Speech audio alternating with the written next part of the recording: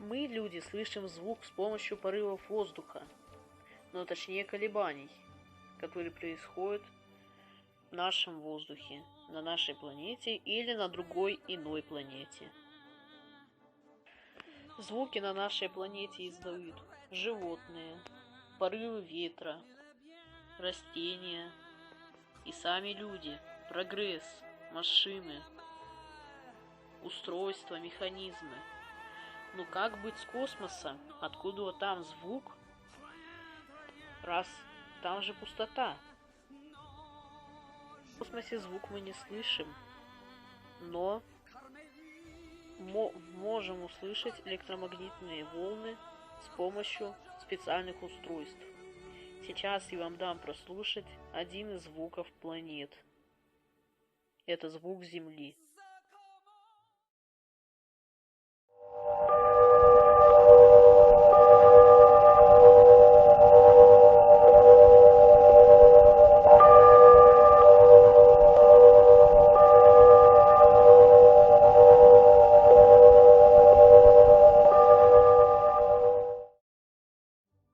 В космосе источником звука могут быть частицы, метеориты, частицы света или электромагнитные волны, которые издаются либо от звезды, либо от планеты.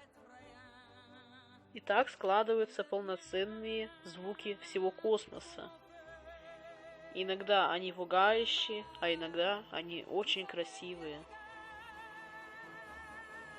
Ну, надеюсь, вы узнали новые факты. Всем пока. Ждите следующее видео.